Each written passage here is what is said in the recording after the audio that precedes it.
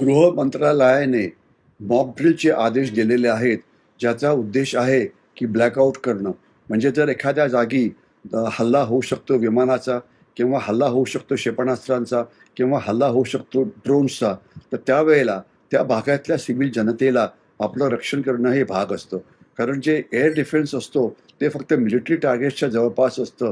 परंतु जो civilian area असते, तिथे अशा प्रकारचा डिफेन्स कुठलाही नसतो. ज्यावेळेला सायरन वाजतो, तर त्यावेळेला सर्वात पहिले लाईट बंद व्हायला पाहिजे. कारण जर लाईट ऑन असतील, तर शत्रूंच्या विमानांना आपल्या शहरातले जे टार्गेट्स आहेत, ते बघण्याकरता मदत होईल. दुसरं जसा सायरन वाजतो, लोकांनी बिल्डिंगमधून खाली यावं आणि जे स्टिल्ट पार्किंग असतं, म्हणजे सर्वात जो खालचा मजला असतो, तिथे यावं. म्हणजे जरी हवाई हल्ला झाला, तरी आपलं नुकसान होणार नाही आणि आपलं रक्षण होईल. त्याच्याशिवाय जे इलेक्ट्रॉनिक डिव्हाइसेस वगैरे असतात, त्याच्याविषयी ते सगळे बंद करावे लागतात. आग लागणाऱ्या गोष्टींवरती लक्ष ठेवावं लागतं. जर कोणी जखमी झालं, तर त्यांना कसं हलवायचं याची प्रॅक्टिस केली जाते. बाहेर पडण्याकरता कुठले मार्ग आहे ते बघितले जातात. जखमी लोकांना हॉस्पिटलमध्ये कसं पोहोचवायचं ते बघवलं जातं. तर हे सगळ्यांची प्रॅक्टिस करणं गरजेचं आहे. कारण प्रॅक्टिस केलं की सगळ्यांना नेमकं काय करायचं याची माहिती होते